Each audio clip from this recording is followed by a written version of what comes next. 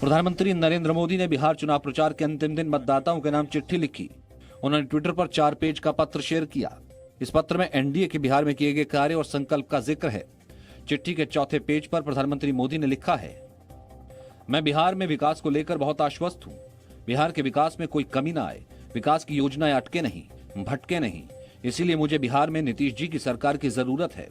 मुझे विश्वास है डबल इंजन की ताकत इस दशक में बिहार को विकास की नई ऊंचाई तक पहुंचाएगी। प्रधानमंत्री ने जय बिहार जय भारत का नारा दिया। बिहार में तीसरे और अंतिम चरण का चुनाव 7 नवंबर को होगा। अंतिम चरण में 78 सीटों पर वोटिंग होगी। चुनाव प्रचार के आखिरी दिन बिहार के मुख्यमंत्री नीतीश कुमार ने बड़ा ऐलान किया। पूर्णिया की रैली में नीतीश कुमार ने कहा कि उनका आखिरी चुनाव है और ये मेरा अंतिम चुनाव है। अंत भला तो सब भला। अब आप बताइए, वोट दीजिएगा ना इनको? हाथ उठा के बताइए। कांग्रेस ने कहा है कि नीतीश कुमार ने हार मान ली है। आरजेडी नेता तेजस्वी यादव ने कहा है कि नीतीश कुमार हमेशा मुद्दों को भटकाते हैं। तो शुरू से कह रहे जमीनी हकीकत को वो पहचान नहीं पाए।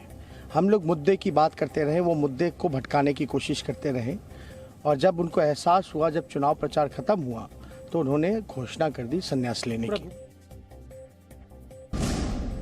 केंद्रीय गृह मंत्री अमित शाह कोरोना काल में पहली बार पश्चिम बंगाल के दौरे पर हैं। 2 दिन के दौरे के अंतिम दिन आज अमित शाह ने बांकुरा के चतुर्डीही गांव में आदिवासी परिवार के घर भोजन किया। गृह मंत्री अमित शाह ने जमीन पर बैठकर केले के पत्ते पर खाना खाया। इससे पहले अमित शाह ने बिरसा मुंडा की मूर्ति पर माल्यार्पण किया।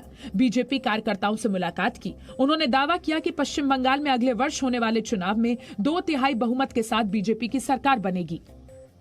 मैं निश्चित रूप से देख रहा हूं कि ममता सरकार का मृत्युगंड बच चुका है।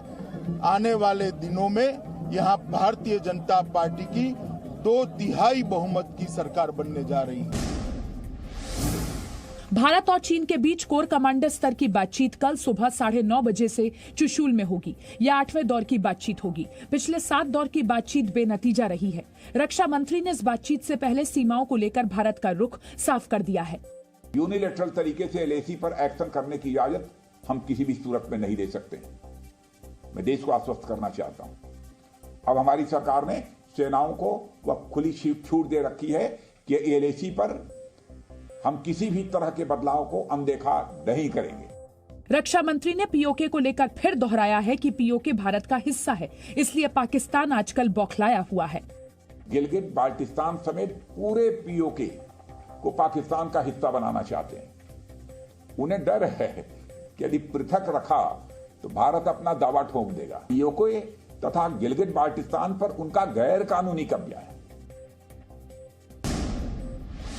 हरियाणा में प्राइवेट कंपनियों में स्थानीय युवाओं को 75% आरक्षण देने का विधेयक विधानसभा में पास हो गया। हरियाणा विधानसभा के मौजूदा सत्र के पहले दिन ये विधेयक पास हुआ। नए कानून के मुताबिक हरियाणा में प्राइवेट कंपनियों में 100 में 75% नौकरी हरियाणा के लोगों के लिए आरक्षित होगी। विधेयक पास होने के बाद हरियाणा के उप मुख्यमंत्री दुष्यंत चौटाला ने कहा कि युवाओं से किया वादा पूरा हुआ। हरियाणा प्रदेश के अंदर आने वाले समय में जितनी भी एम्प्लॉयमेंट आएगी, उसके अंदर हमारे युवाओं को रोजगार में रिजर्वेशन दे पाएंगे। नए कानून के मुताबिक 50,000 से कम वेतन वाली नौकरी में यह आरक्षण लागू होगा।